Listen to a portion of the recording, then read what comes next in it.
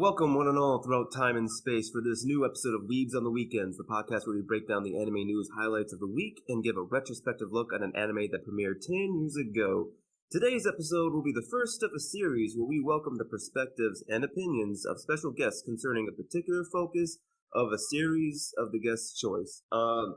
Today's episode will focus on the anticipated anime series that will premiere in the fall of 2021. My name is Sam Martinez. I'm a part-time weeb, full-time automobile mechanic. With me, as always, is my co-host, Jay Johnson, a part-time weeb and a full-time English language sensei. Now, Jay, before I introduce today's guests, is there anything that you would like to say to our listeners or comment on the upcoming season that we have in store for them? I'm really kind of excited for this season because 2021 has been that year of like groundbreaking series, and we're in a new decade, so you really want to take notice of like this early kind of these trending anime for this decade and see like, oh, what is the 2020s going to really bring for us? And because when you ever come back to a list of like the best animes of the decade, you usually forget about the like first couple years of that decade. But like, I think there's some heavy contenders in the season already just from having high anticipation or follow up to seasons 2 or 3, but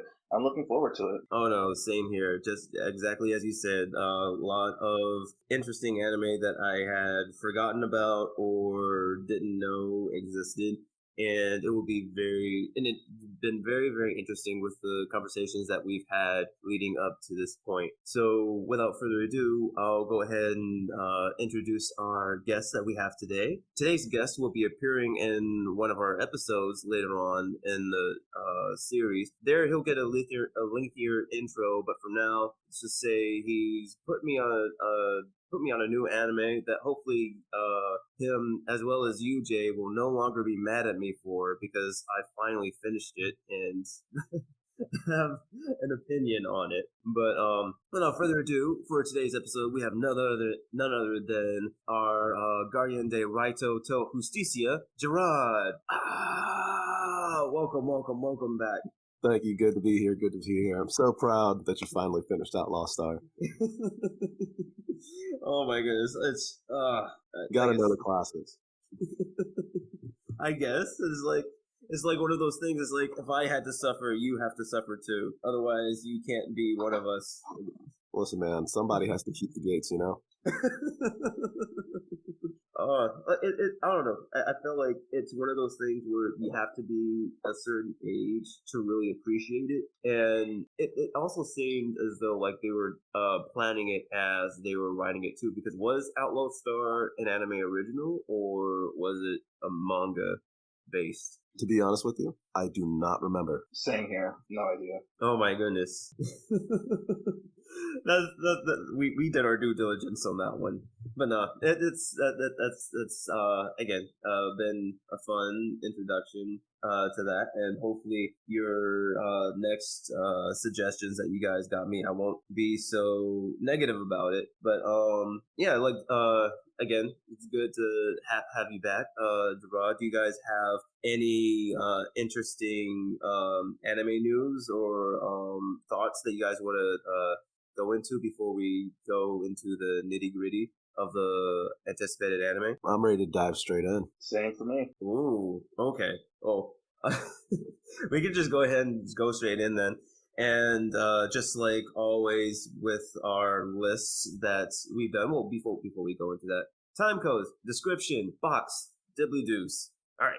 Onward and upwards. So we're going to be going into the top 5 anticipated anime for the fall of 2021. And Jay, do you want to go over the rules with Jarrod? Because this will be the first time that we're doing our system with somebody else, which would be kind of interesting. Yeah, of course. So we're actually a 3-man shuffle, and as anime nerds, we're going to use a system of basketball terms.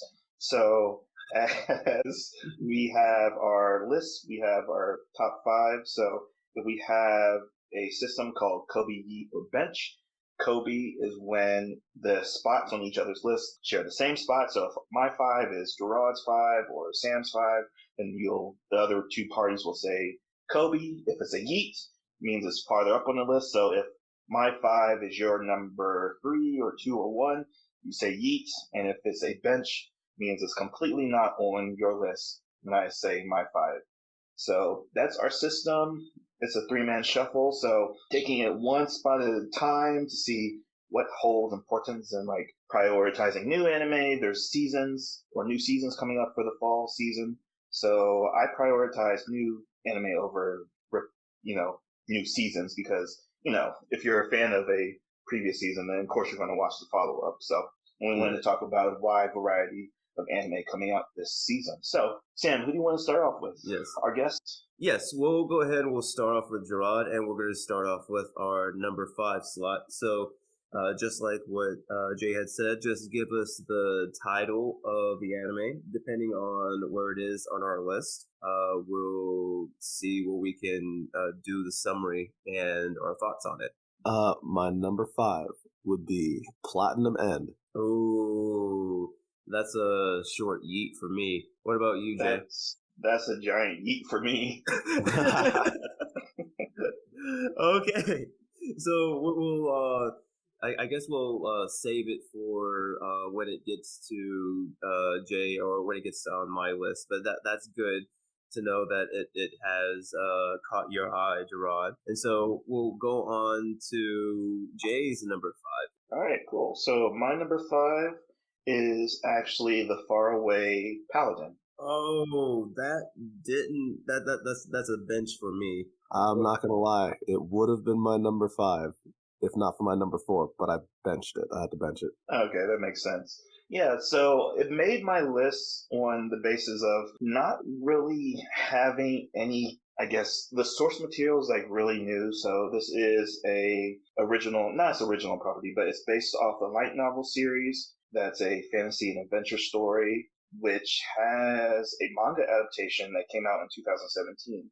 So, again, when the cycle of animation, you usually want 2 years for the manga or the original series to have like its proper runtime, so you don't have that forced extension, so the anime doesn't run out of materials to animate. But this seems like such a weird pick because it's being done by Studio Children's Park Entertainment, and they only have about 7 series under their belt. I can only count something they did last year in 2020, which is called Hate na Illusion. It was about magicians and like the art of that craft. And this seems like such a weird right turn for the studio because everything else they do is like very moe and kidified. Right. And this seems like such an interesting fantasy premise where it is set in a world where humans and the undead live kind of separate civilizations. And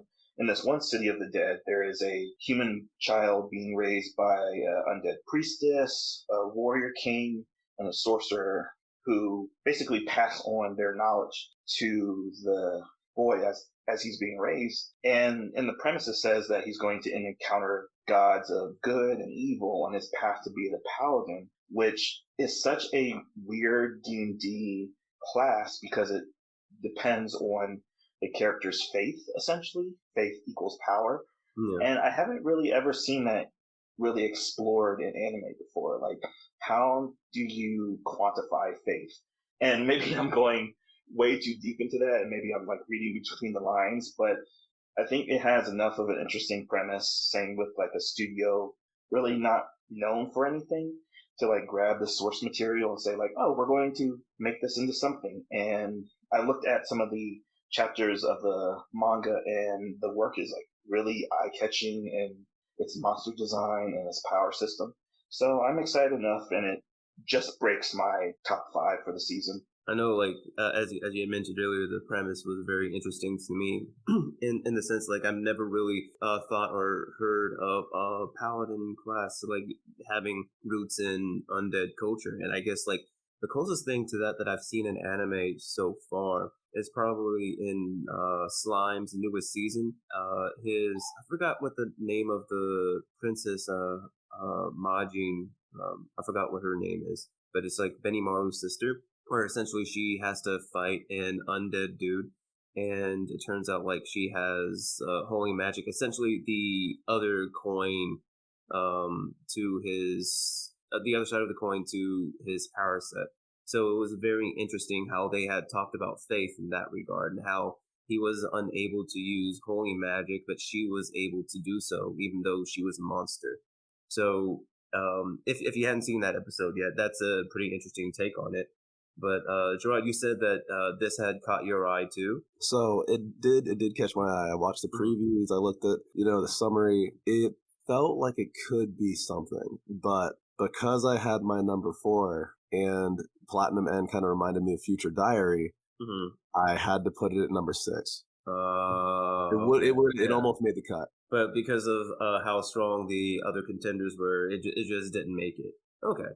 That makes sense. All right. And for me, in my number 5, it is Deep Insanity, The Lost Child. Is that on either or not? That's a bench for me. I benched that one too, and it did catch my eye. It did catch my eye, but I looked it up. First thing, it's from the same people who make Final Fantasy, so I thought this would be great. It looks like I'm playing like a Final Fantasy turn-based game when they're like in the fight scene.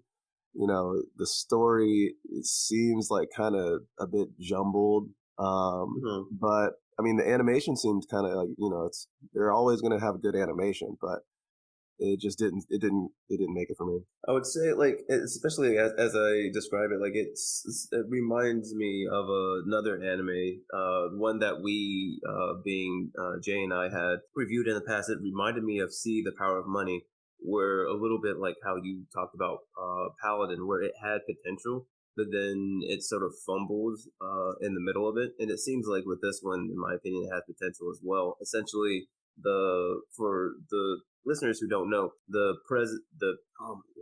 premise of the series is that there's an underground world that appears in Antarctica that is dubbed the Asylum.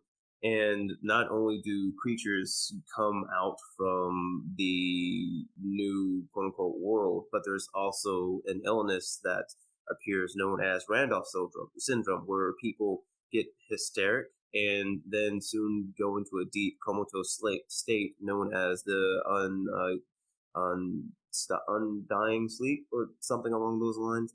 And more of the population of humanity at this time start getting Randolph syndrome, and people start going into asylum to try to make it big, try to use the resources that appeared in this lost world. And apparently we follow a young man who's trying to do the same thing. As you said, it is made by Square Enix, and looking at the previews for it, it seems to be, at least in my opinion, Square Enix's take on Made in the Abyss. And the promo for it reminded me very much of Soul Eater, in the sense of like what they're trying to do, in the sense of like what madness looks like and how it affects people.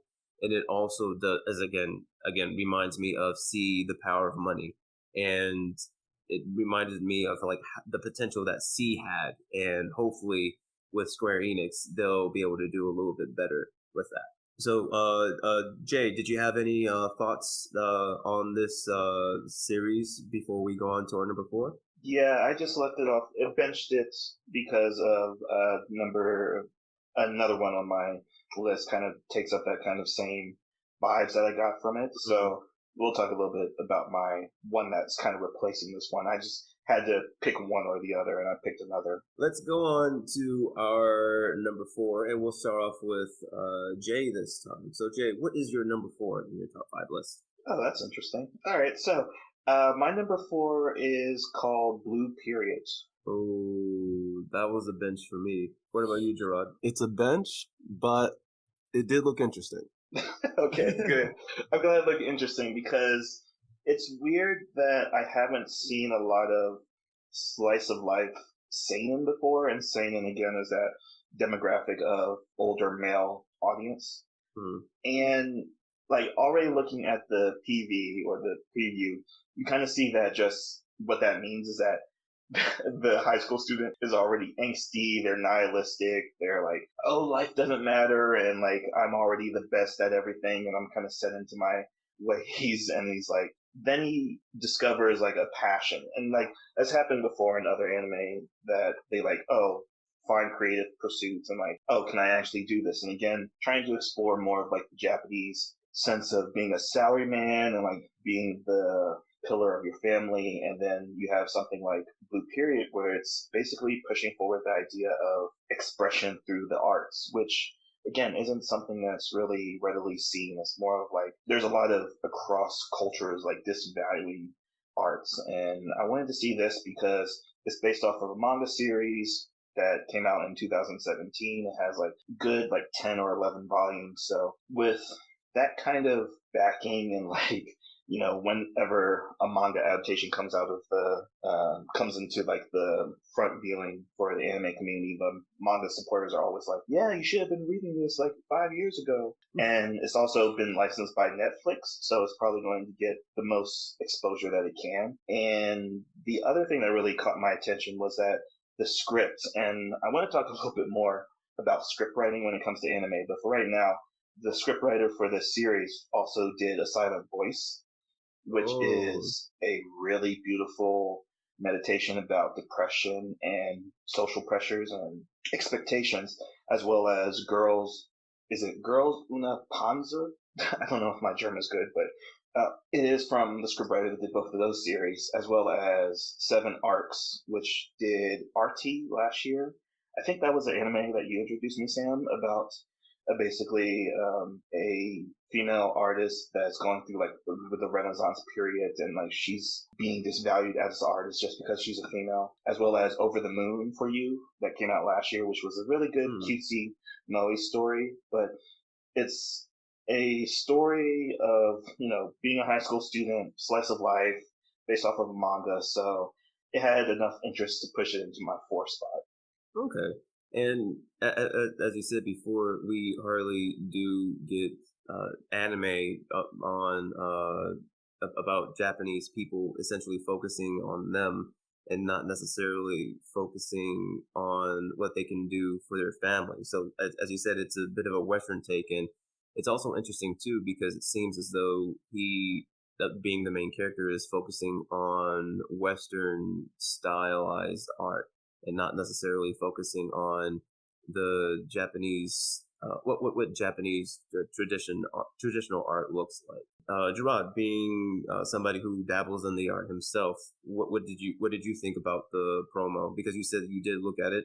Yeah, so I thought that the promo was like, because I remember watching certain stuff like, let's say, a really not terrible but romancy story like Clannad, right? Mm-hmm. So I was like, I could deal with this if I watch Clannad for sure, 100%. And it like, what was the show on Netflix with the chick with the auto mail hand? Violet Evergarden. Violet Evergarden. Yes. So I dabble sometimes, but I do like from the promo that I saw, the art. You know, it looked like they might have had like a well-connected story, but you know, with my anime taste and the stuff that I was looking at, it just didn't make the list. Okay. Yeah, that's fair because I'm a big fan of March Comes In Like a Lion, which is about dictionaries. So it's always like these very odd niche series that animes can explore, because we talked about, you know, a trend of like not really diving too much into like subgenres of series, where like cooking or the arts or like music, which will come into play later down on my list. But it's always these subgenres that really get to the heart of like the human condition and individualism. And I like that the character design of this gives like this very modern, not discipline, but modern take on delinquents, which hasn't really been a thing. Because like, we know from like in the Western media that we know that what the 1980s version of delinquents look like, it's the Tokyo Revenger look with the pompadours, not bell bottoms, pompadours, not the bell bottom pants, but the wide pants with like the crease in the middle. But this is more like of a, you know, a take on being a delinquent in the 2010s, and what does that really mean? And, you know, as a teacher, I'm always looking into slice of life schools to see wherever, you know, what is the thought about what are modern kids thinking. So I'm kind of thinking of this as like, oh, whenever I encounter a student that is creatively gifted, or they're making a choice for themselves over their expectations of their family. What does that actually mean to them? And how do I approach it as a teacher? So maybe this hits a little bit close to home, but I just wanted to add this to my list for that reason. Okay, no. Those are good, solid reasons, and as you said, it's definitely something unique and different that it would be giving to the anime community, and it will be interesting to see what type of splashes it make. So for me, my number 4 is platinumend, and we can hold on to that as Jay had mentioned earlier. That was a yeet of pretty sizable proportions, it seems. Now, Jarrod, what was your number 4? My number 4 was Blade Runner Black Lotus. Oh, damn. That's a bench for me. That's a good one though. So what about you, Jay? Is it anywhere on your list? I had to leave that off my list because I'm so excited for it. So it's a bench for me. But I've been talking the past year about Blade Runner, and I think it wasn't fair for me to gush about it. So now that Jarrod is gushing about it, I'm going to gush with him about it as well. So it's a bench for me, but I left it off so I wouldn't gush, knowing that we had a 3-man bout. But yeah, let's talk about it. You have been licensed to gush, gentlemen. Jarrod, let's start with you. Well, so I've been a fan of the Blade Runner series, and I know that they have 2 projects coming out, the Black Lotus and then another one next year in 2022. So the animation on this one, for me, I usually like the hand-drawn, right? But some of the CGI, some of them, some studios can get it right. When I was watching the preview for this, I was like, you know what?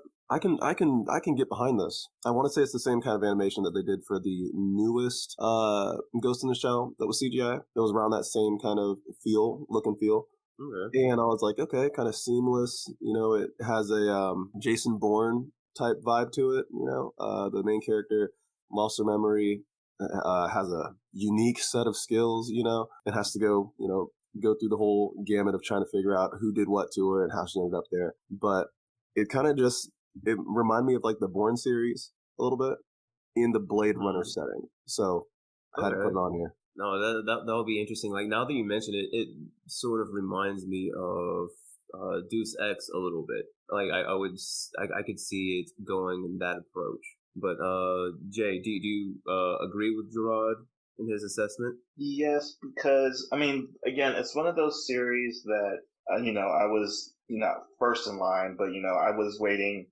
Cyberpunk 2077 for I don't know, half a decade. And you could not measure my disappointment when that game came out, and how CD Red kind of just failed on their promises. It was kind of a repeat of Anthem. I'm a big, I guess Cyberpunk kind of buff, and now that Sam is back in my life, I'm like, oh, just because I love Mecha as well. So it's kind of but the one criticism I have of this project is nothing with the project itself. It's just that who effing cares anymore? And it's I don't know if you remember, Jarrod, but the movie with who's the pretty boy? Ryan Gosling. Yes, Gosling. Yeah, it came out 5 years ago, and we're just getting this animated project, even though we had Blackout that came out as the prequel installment before the movie. But this is such a misplaced thing, which I've mentioned before, that I'm so excited for, but I can't expect anyone else to care about, and that's just so heartbreaking. And I'm excited for it, but it's one of those things of I'm going to be watching this for myself, and I'll have no one to talk to about it. But I guess I now have you, Jarrod. So. Look, man, I understand, especially after the fumble of Cyberpunk. I get it, man. Awesome. Oh, I'm glad that you now have a kindred spirit, Jay. So you're not going to be completely in the dark. Oh, not in the dark, but completely isolated on your one-man island that you have going on over there. On to the third spot. I'll go ahead and I'll start off with my pick, Shikizakura. That's a bench for me. That is a bench for me. That's why I did it, because I thought there was going to be a bench for you guys. But Did you guys are you guys familiar with it at all, or no? Essentially, this show it follows the main character known as Kakeru Miwa. He's a high school student who gets involved with with a fight in his universe that's against these creatures called the Oni, and essentially he gets a battle suit known as a Yoroi, and he joins a team that fights against this. And essentially, his team is tasked with protecting a shrine maiden known as Oka Miyojin, who has been prophesied to save the world from these Oni, but she has to perform this sacred ritual within this place called Shikizakura, which is a horizon that connects the spiritual and physical world and lies somewhere in this place that has been described as blooming cherry blossoms and autumn leaves. I know that when I saw the promo for this, it reminded me of the Netflix anime show known as Revisions, where it's sort of CGI and it has these kids that are piloting mech suits. But it also reminds me of Persona as well, whereas when these kids fight, they have this sort of stand-like character to fight for them. And it sort of reminds me of Samurai Champloo in a sense, where it's like they're on this journey to find this place for the Shrine Maiden to do her thing. So it seemed kind of interesting in that aspect. The show had caught my attention with the action and the animation, and I'm sort of going to kind of stay for the story because I didn't expect it to be sort of like this traveling trek while you're protecting this character as well. So it seemed very interesting in that regard. But after hearing my little spiel about it, do you guys feel like it's just going to remain off your radar? I'm gonna go ahead and say yes. When I looked at it, because I looked it all up. When I looked at it, I was like, all right, it looks a little kiddie. And then I saw, kind of what it was about, and I was like, so it's like the Power Rangers carrying Zordon somewhere. I was like, yeah, no, that's gonna be a no for me. I'm sorry, I was a big Power Ranger fan growing up, so it's sort of like up my alley. What about you, Jay? Is it going to be off your radar too? Yeah, firmly off my radar just by virtue of my number 3 is actually a mecha as well. Yes. So this kind of has this, I don't know, maybe a Star Driver feel to me as far as what you said about the premise, about the whole Shrine Maiden and presentation of like its antagonist characters. So I don't know. I'll check out the PV. This didn't even come onto my radar, and I have like about 25 other anime on my honorable mentions, and this didn't even make it. So I'm going like, okay, I guess since you said it, Sam, I'll check it out. But we'll see about it. That's fair enough. That's fair enough. So we can go on to Jarrod's number 3. My number 3 would be the world's finest assassin gets reincarnated as an aristocrat. Oh, yes. I remember you've been talking about this. This is a bit of a bench for me, but I am excited to watch it. What about you, Jay? Were you familiar with this work? Yes, because it's such a long light novel title. I just had to check it out. And like the PV kind of just grabs you right away because it's a story about the villain, essentially. And I'm all game for that. But it was like, it's like one of those things of like, it just seems like a series that I'm going to have to catch probably next year. Like it's one of my honorable mentions as well. So it's a bench for me, but I can see why it's so high on your list, Jarrod. But what specifically about it caught your eye? Well, I would say one, just because I've seen this trailer for like a long time at this point, and I was just like, I see all the light novel isekais that they're just like they bring it up, and the character's like nice, or like in Tanya the Evil where he was just like kind of I don't like things, but then you have this guy who's like that, like just straight on an assassin. And he comes into another world with assassin skills, and he's not like trying to be the main hero. That's like I've been like he's not like the extremely cautious hero, the overly cautious hero. Mm-hmm. He's not like Shield hero. This guy just came in here with a unique set of skills he plans to use, and for me, I don't know. I just thought that was when you see somebody coming for like when you see the guy from Taken going to another world. I was like, you know what? I could deal with this. I could definitely deal with this. It would just be interesting because I know in a lot of Western stories in regards to assassins, if they've been doing it for so long, you sort of get the I'm so many years for retirement type of trope, right? Whereas it's mainly just like a means to an end, not necessarily something that they enjoy doing, but something that they had to do.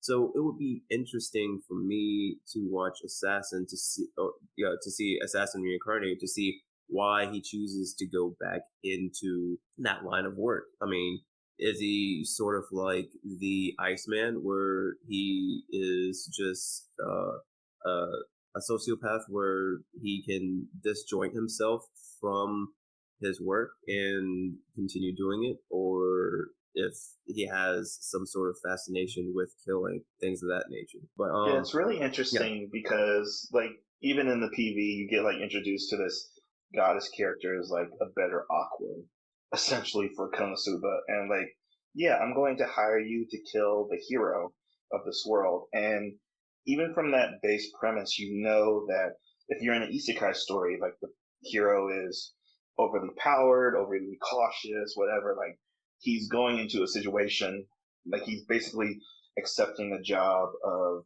taking it down the most hard to kill target possible. And I think that's part of, again, the appeal of the story is that he is going into a magical world with the objective of taking down its only savior.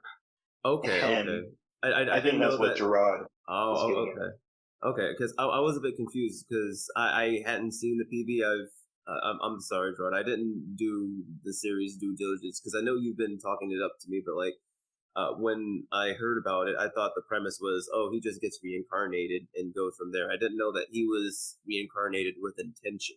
So now it makes a lot more sense. He's like one of the other summons at the end of Shield Hero. Yeah. Where there's the three other heroes. He's like one of them basically. Okay. It's like they're hot. They were brought in here to take down the Shield Hero and the other guys. He's just that guy that got called. He's the guy that got the call. He picked up the phone and he was like, "I got a unique set of skills." That was it. I'm looking forward to it because seeing that, you usually don't see stories written in that kind of way, especially for isekai. Oh no, definitely.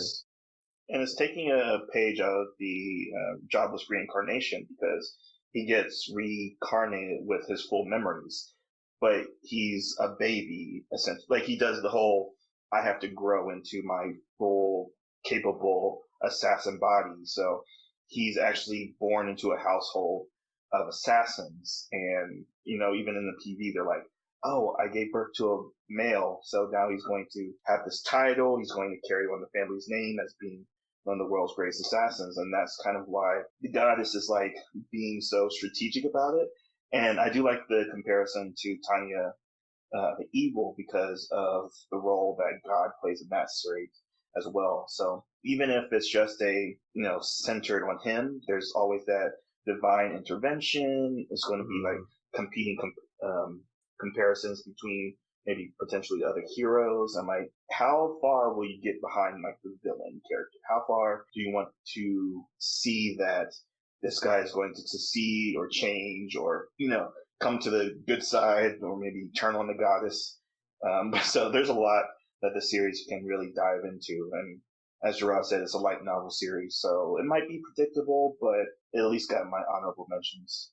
Okay. No, it's also interesting too that he got reincarnated into the Zodic family.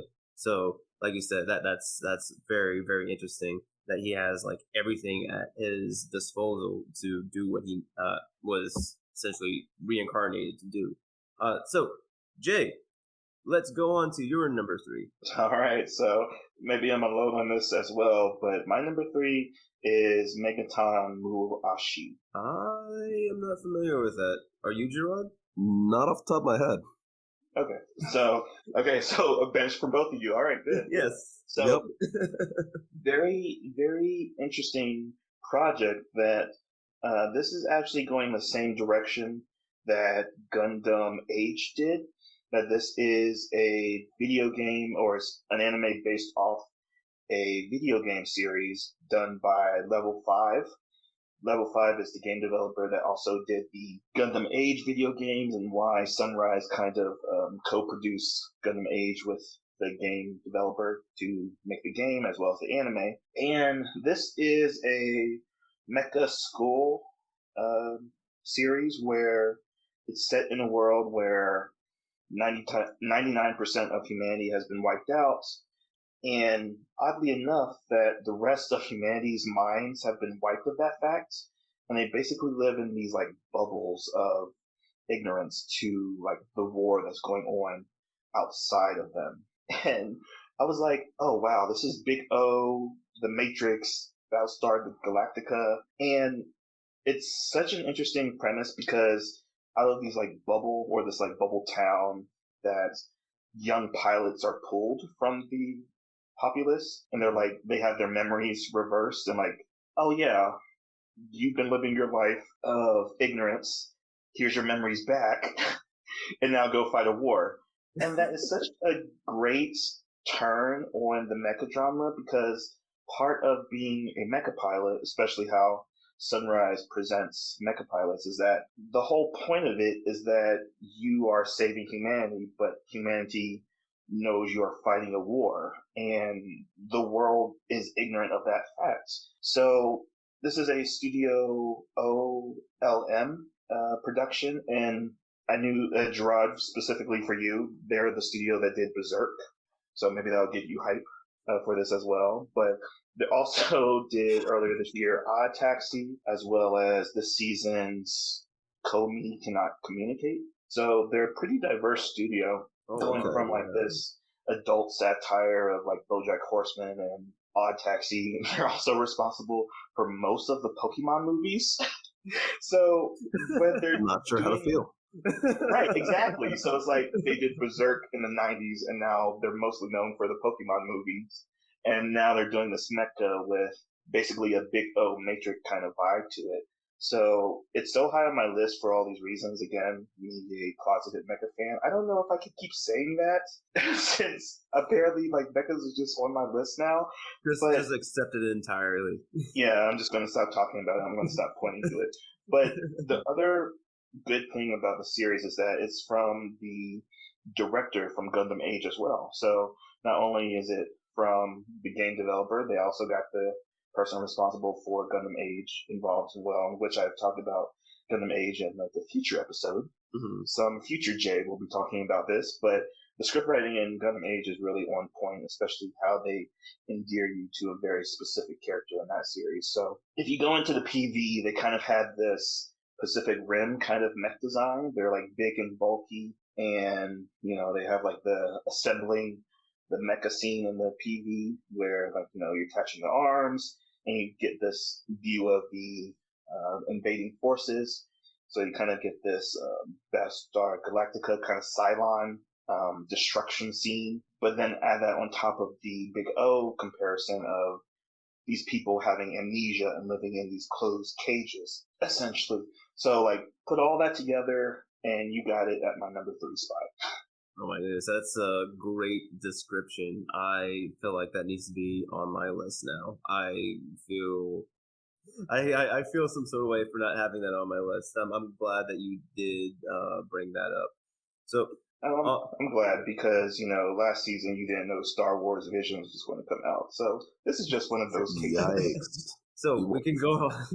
We can go on to our second spot, and draw. We can go with your number 2. My number 2 was it's an anime that we all know and love, Demon Slayer Part 2. Yes.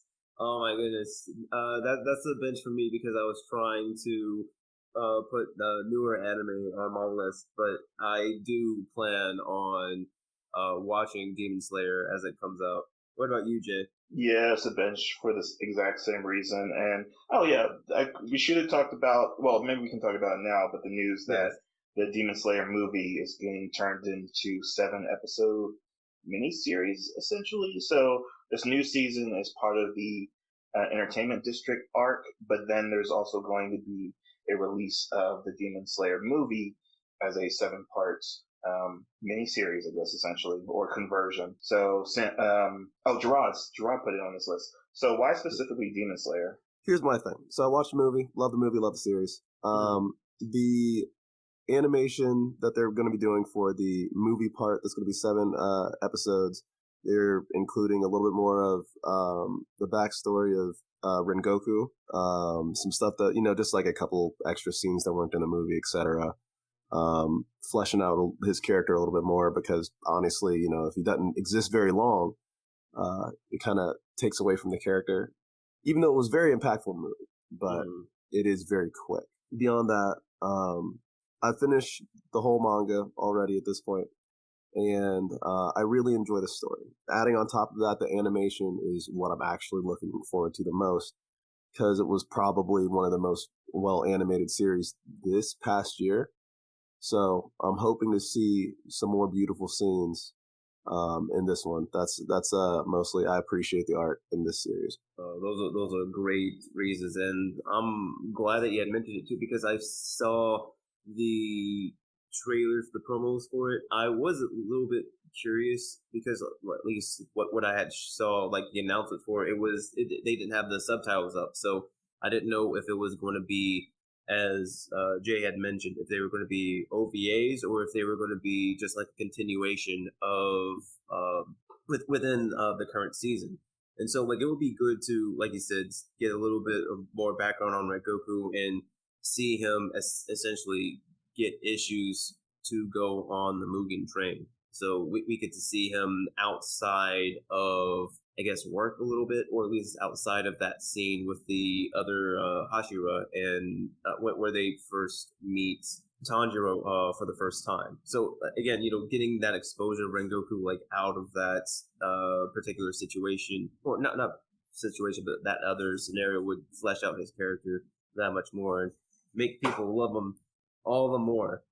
Oh my goodness, cinnamon roll that he is. Jay, did you have any other thoughts on Demon Slayer before we move on? Yeah, I just wanted to mention again, because we didn't really talk about it, because we both saw it and didn't really give like a good review of it, spoiler or non-spoiler. But bruh, when Tanjiro is yelling at the end, I'm like tearing up, and I'm like tearing up now, recalling what he said, because like the voice actor, yeah, his Japanese voice actor just did that scene so well, and it's like, bruh, I really can't wait for whenever the showdown between Tanjiro and that demon, I forgot his name, but demon with boss tattoos all over his body. It's going to be so hype. Yeah, the third moon. Yeah, it's like one of those expectations of, like, same thing with My Hero Academia. It's like Deku versus Shigaraki. It's like one of those probably long-awaited fights, and I don't know how long I have to wait for it, but I'm definitely going to come back for it, because Tsuyu Ufotable is just on point with this animation, especially with all the concentration breathing techniques, especially with the water and how they, which also, I don't know if you guys knew this, but those, I didn't know this, but someone pointed out to me that those aren't actually, that's how we're being shown those techniques, but they're not actually in world controlling like water or fire or everything. Oh yeah, no. Did you guys know that? Yeah, that's solely for our purposes. Okay, because like episodes after episodes, I'm like, bruh, like fire bending and like water bending and like poison and like all of this, but it's, someone just pointed out, that's just visualization. That's not actually what's happening in the scene. I'm like, oh, that's kind of disappointing, but that's kind of adds to the beauty of it, is that they are giving that much thought to make it cinematic for us, even though like in real world that they're just swordsmen technically. Right. And even though it's a world of fantasy with demons, it's still set inside that samurai etiquette of skill over flaunting, I guess, spectacle. So Studio Ufotable, man, another masterpiece. Exactly. So let's go on to our your number 2 now, Jay. My number 2 is platinumend. So Far Yeet. We finally got to it. Yeah, so this is somewhat of a long-awaited series for me, because I'm a big Death Note fan. We covered Bakuman a couple episodes ago. Last year? Yes. Yeah. Bakuman, and this is basically the third series from a writing duo that have done these works together. And this is a manga series, in the same vein as Death Note and Bakuman, that kind of tackle the supernatural psycho thriller. Bakuman doesn't do that, but Death Note does that. And it is a series where this high school student attempts suicide, and he's basically saved by a guardian angel, given a superpower, and says, okay, God is going to die in 999 days, and you have to go about killing other people. So it's already the death game that you had in Future Diaries kind of set up, but it is a case a little bit more that this character is starting out in a more likable position because he's trying to commit suicide. Literally, that's literally the first scene of the first episode. He's on the rooftop and he throws himself off and he's like, "Oh, guardian angel." Where Yuki, was it Yuki in Future Diary? Yeah, yes, Yuki. Yeah, Yuki is just a kind of detestable character that doesn't really go far in his arc. But with this, you get a sense of why would a attempted suicide victim want to participate in a death game, essentially. Mm-hmm. So even from that base premise, I'm very interested. And then add on to that, it's done by Studio Signal DM, who did earlier this year Dragon Ghost House Hunting, as well as Mars Red, which Mars Red probably has a contender for Best Animated Anime of the Year. And then they also did a few years ago Recovery of an MMO Junkie, which I was a big fan of because it really tackled gaming addiction in a real real world manner. Yeah, but more of it how tragic addiction is and how it affects people's lives. So I'm if they're going to do the same with a dude that's kind of recovering from a suicide attempt, which is really jarring from accounts I've heard from suicide survivors, and then add on top of that a supernatural element, saying that now you have to participate in a death game where now the people you actually care about might actually be hurt because of you. So again, there's a foreseeable direction that the series is going to take. But that's just all the background I needed to put it so high up on my list. But you had it as, Jarrod, you had it at 5, and Sam, you had it as 4. So I think that might be the most anticipated anime together when we put our combined list together. But Jarrod, why did it break your list for you? So it was at 5 for me because, one, I had other animes I was just more hyped about. And I had to have it on my list because of the Future Diary similarities. And, kind of the tie to the guy, you're right, he started out as a more likable character. He had more depth to him. So that's why it was on. I had to have it on the list, but I was kind of more excited for the other things. Okay. No, and I would say it was sort of similar for me too. Just the fact that they were written by the same duo that did Death Note, I put it on my list just on the fact that they write very, very well. I guess a little bit of the reason why it was so low was because I wasn't sure how they were going to handle the post suicide attempt thing out the gate, because essentially, as you said, he's essentially saved by this angel and he's just thrown into this battle royale. And so it would just be interesting to see, I guess, I'm interested and hesitant to see what the angel's reasoning for choosing him is, and what the angel's, I guess, argument for him to participate to essentially become the deity, what that would be, and what reasons would he have to participate in the game. So I guess because of the sensitive subject matter, I was a little hesitant to see where they were going to go in that direction. But because I like their work, I was just very interested to see what they were going to do in regards to that. So we will go on to my number 2 right now, and my number 2 is Sakugan. Where is it on your list? Or I don't think it's on your lists anymore. I feel as though I know what's on Jay's list, but Jarrod. Yeah, it's a bench for me now. So yes. That's a bench for me, Coach.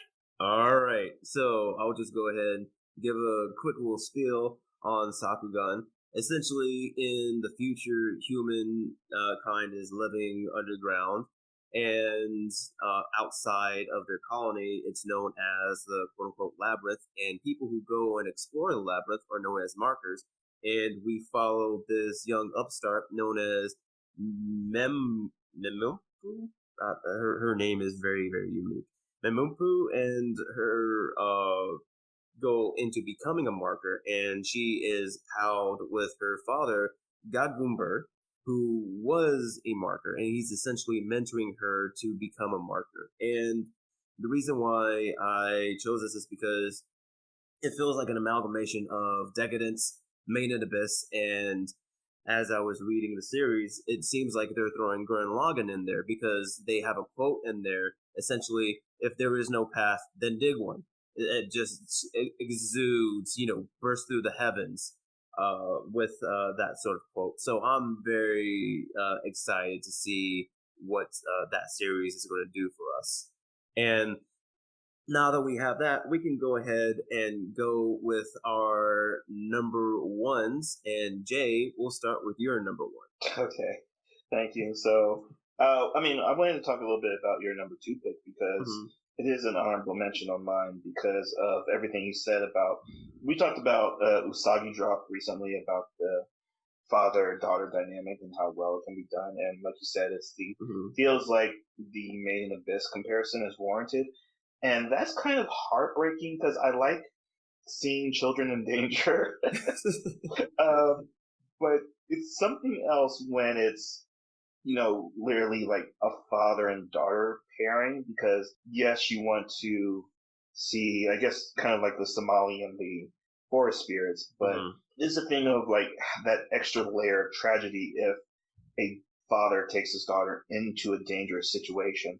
Kind of like why the whole Tucker arc in Fullmetal Alchemist kind of hits Shao Tucker. Yes, Shao Tucker. It's so best dad ever. I'm just gonna say I'm a terrible person because I laughed. Oh my goodness! Was it a nervous laugh or it was like no. I'm enjoying this laugh? I heard the and I was like. Okay. Well, I still get traumatized by that to this day. So I'm a terrible thanks person. for that. Yeah. Okay. Yeah. Glad we're on the same page about that. But yeah, it's like a specific thing of this interesting premise, but adding on top the potential for tragedy to happen. So I'm like, there's a lot on my list that I wanted to diversify, and this felt like something of it as psychological as well as the fantasy elements. So it's like I kept it off my list, but if anything, I had to sneak onto my number 5 spot and push out Far Away Paladin. This is definitely my number 6. Okay. No, that's very understandable. As you said, you were trying to diversify your portfolio, so to speak, but it did get on your radar as it was an honorable mention. Jarrod, did you have any thoughts after being described this anime, or did you know about this anime? I did, and I guess for now, I'm trying to stay away from some of the more kid stories because I'm terrible. You don't want to laugh at another Edward moment?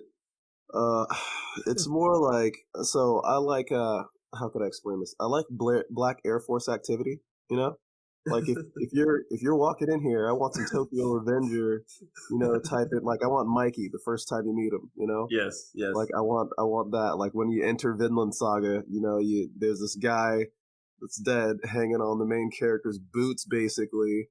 He's just like, well, guess it's time to go back to work. And it's like the guy from Rick and Morty. It's like, oh, I love killing, So, for me, Populous Michael, yeah, yes, that's so. For me, that's been kind of that, and great storytelling has been what I've been kind of moving towards. And I pick like a slice of life, or like like a movie like Silent Voice or Wolf Children every once in a while. But for right now, I'm trying to look for a little bit darker, more like grunge type thing, like Chainsaw Man coming out.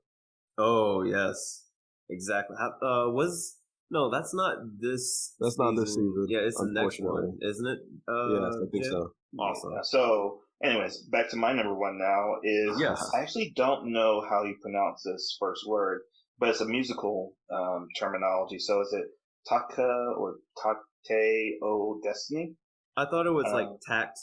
Oh, it's probably is tact, yeah. And this is is that anyone else's number one? That's a Kobe for me. Okay. What about you, Jarrod? Is it on your list or not? No, it's a bench for me. We were so close to having actually one Kobe's all together, but it's okay. Yeah, so this is a Studio Mappa production. This has just been the past 2 years of Mappa. And not only Mappa, but it is a collaboration with Madhouse Studios. So it's kind of like two powerhouses coming back to back to work together. And Madhouse did earlier this year Sunny Boy, as well as they're doing Vampire Dies in No Time. And Madhouse is kind of like a weird studio because they do anime like every 3 years, which is like really a odd spacing for anime companies to do. But you know, when you're a Madhouse, big company like Madhouse, you don't really have to do much. You kind of just have already set yourself inside the industry and the community. But Mappa has kind of just been on a steamroll through last year, this year. You know, people kind of forget Zombieland Saga is their property as well, but that came out earlier this year and is kind of hitting hard as like potentially a best anime of the year candidate. But anyways, about this project, it's an original production by them, and it's in the genre of music and fantasy, which kind of caught my attention because of last year's Listeners that they did. And I cannot shit on an anime harder than I did last year with Listeners.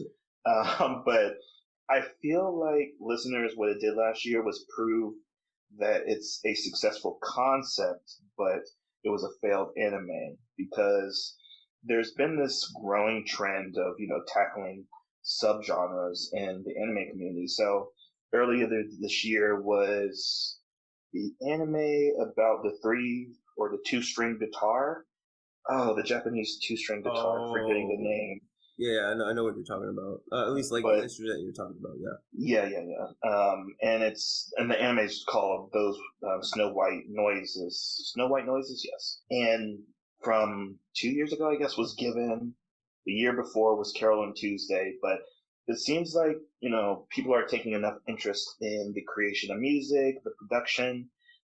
Even if you want to go back a little bit farther with another terrible anime, but Handshakers kind of tackled the EDM scene a little bit, like the party house music creation, even though it had like CGI that would just make your eyes bleed. But this premise, somewhat as similar to Listeners from last year, is that it centers on a girl that has the power of music, and she has the ability to combat these creatures that are rampaging the world, and with her partner, who is essentially a conductor, but he has to sacrifice his right arm to activate the power. So there's like a physical harm kind of component to their being a duo. And I thought that was an interesting way of setting up a power system, is that conductors really they need both of their arms to do their work, but with his activation of her abilities, that he loses his arm. So I wonder if that's like going to be a commentary about, you know, conducting as an art form. It has this interesting premise. It's by Studio Mappa, and it's going to tackle a wide range of music, but kind of focus on classical music because it's a mixed media project as well. There's a mobile game coming out as well to kind of. I did the mobile game to sort of push the anime as well. Exactly, yeah. Okay. So they're kind of doing a very interesting thing with this, and like that's good enough reason for me to sign on to it day one. And oddly enough, I can't really find it anywhere. The only legal streaming licensor for it right now is Anyone Asia. So if you have a VPN, all right, cool. But if you're in the West, sorry about that. But yeah, it's odd that, you know, Studio Mappa property is kind of like not really being televised as well as you would expect. So, Sam, this is your number one as well. So what's up? Yes, it's oh my goodness! I saw the promo video for it, and it just Oh, it's so beautiful. It's just great. And it definitely, again, made me think about Soul Eater just in terms of like how the duo fight with each other. And after reading the synopsis, it reminds me, or at least like it seems similar to Footloose in the terms of like how they're using music and essentially the people that they're fighting or the group that they're fighting is banning music, and it also just to add the more the parallels that I saw has that coming to America thing because it seems like they're going to New York.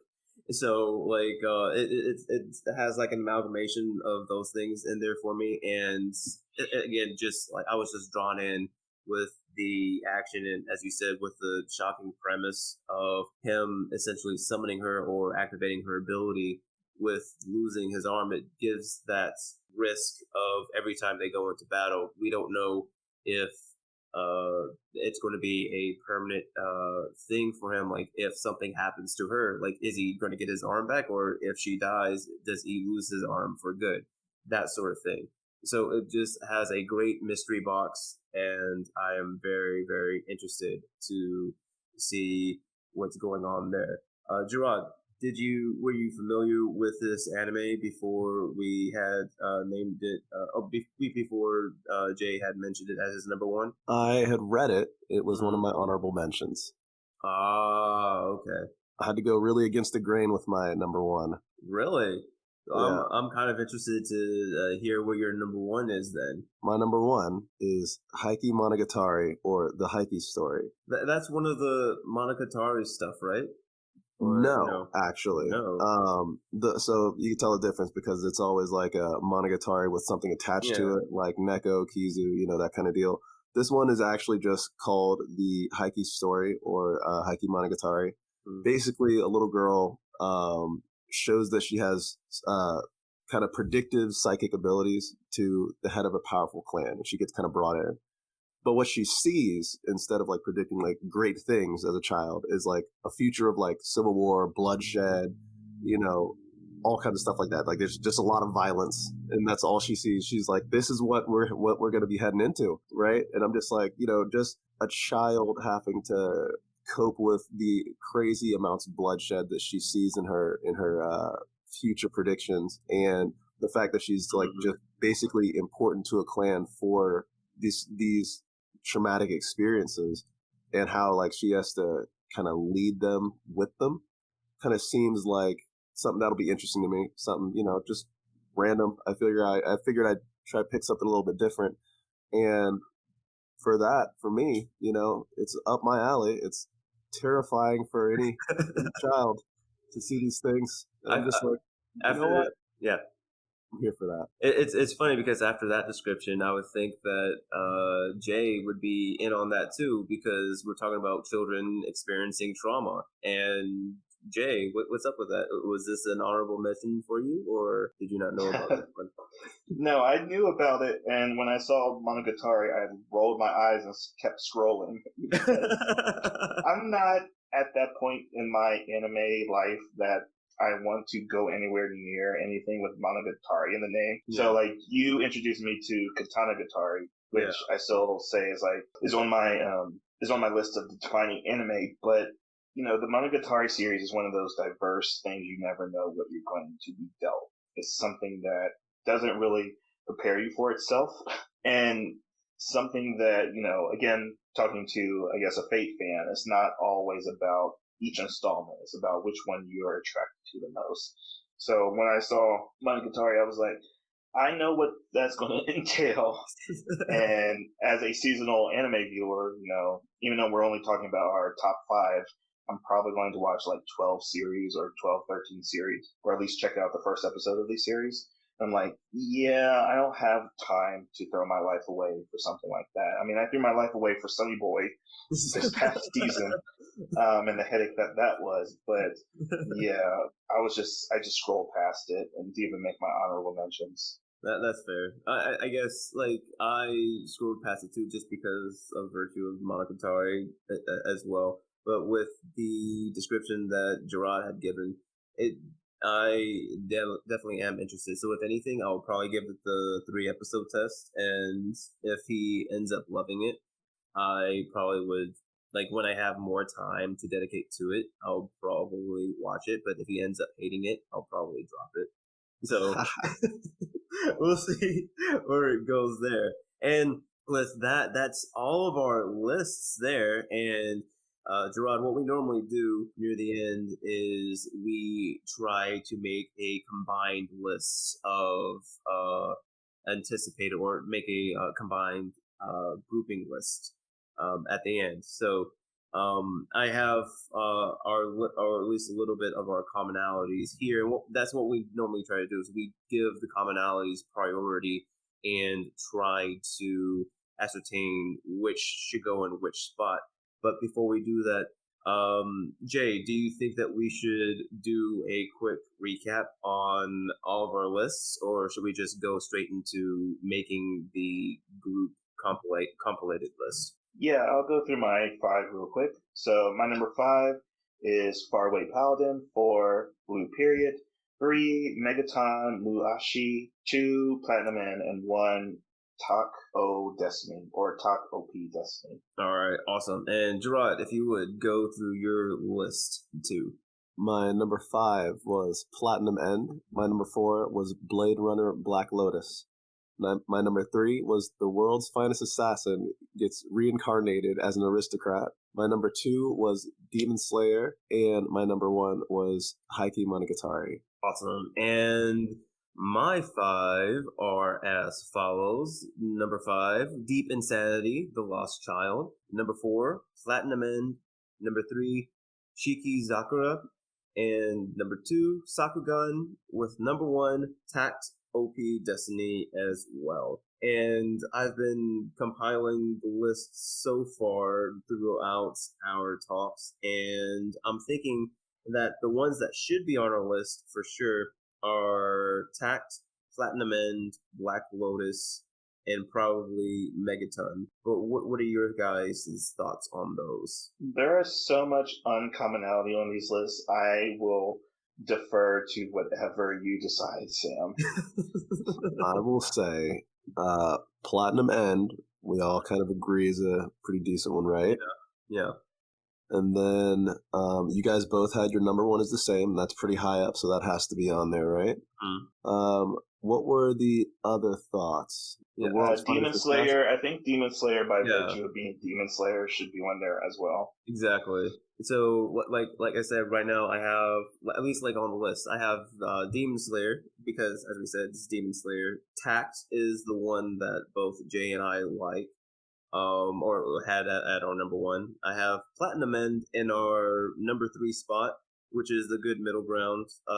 Jay really likes it, and it's been on both of Jarrod's and my list as well. And I said Black Lotus on there as well, because I know both of you are highly anticipated that as that anime coming out. And Megaton Muashi, I have that on there because we need to have, with all the mechas that we talked about, we need to have a mecha on there. And with the description that Jay had said, it seemed to be the most interesting and the most thought-provoking one. So far, at least just like a workup, I have Demon Slayer at number 1, Takt at number 2, Platinumend at number 3, Black Lotus at number 4, and Megaton at number 5. What thoughts, comments, concerns? I'm down with that. I'm down with that as well. Woot! So it's unanimously decided.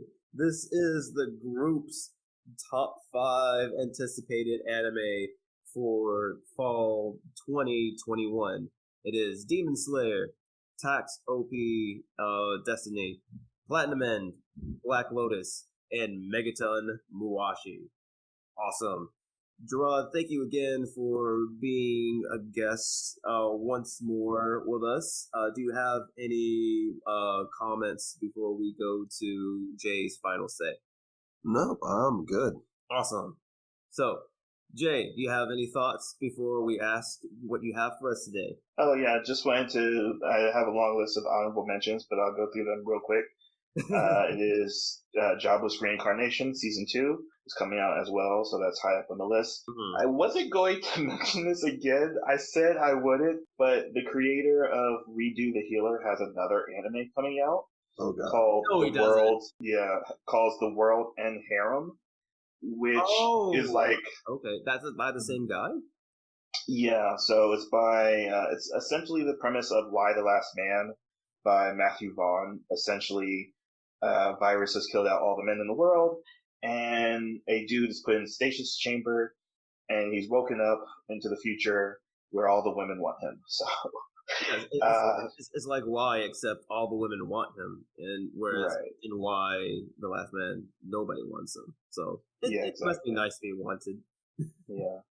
There's also Ranking of the Kings, or Ranking of Kings, which has this very odd aesthetic that I haven't really seen other than in Studio Ghibli or old 80s cartoons, but it's modernized a little bit to have a very distinct look to it, with that premise being about a mute and deaf prince coming to terms to his role as successor of his father. There's also, I put a star next to this anime. It's called Can I Make Your Ears Happy in 180 Seconds?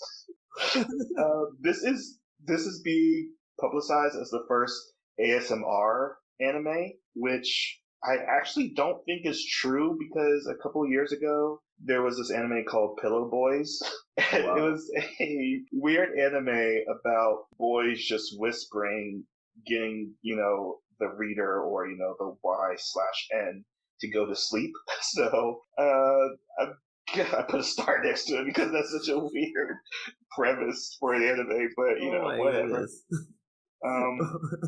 There's also a couple of movies. We didn't talk about movies, but there is a new SAO movie, a new Eureka 7 movie, new Macross, new Battleship Yamada, and new Ghost in the Shell, as well as the Jujutsu Kaisen movie is coming out this season as well. There is plenty to watch this season, as well as Way of the House Husband Season 2 is releasing on Netflix. So that's my list. Awesome. I'm glad that you did give us that little recap, because for a minute there I had forgotten that the Jujutsu Kaisen movie was coming out, and I am glad that I was reminded that it was coming out, because it's about that prequel chapter, and I have yet to find that in stores, so I am very excited for when the movie drops. Oh yeah.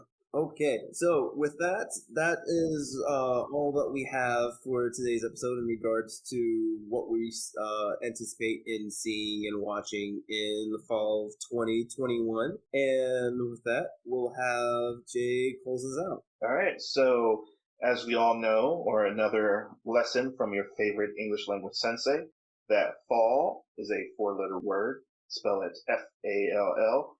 You know what else is a 4-letter word that starts with F? Is fate. But also, you have zero. Yes, so we have fate 0 next time.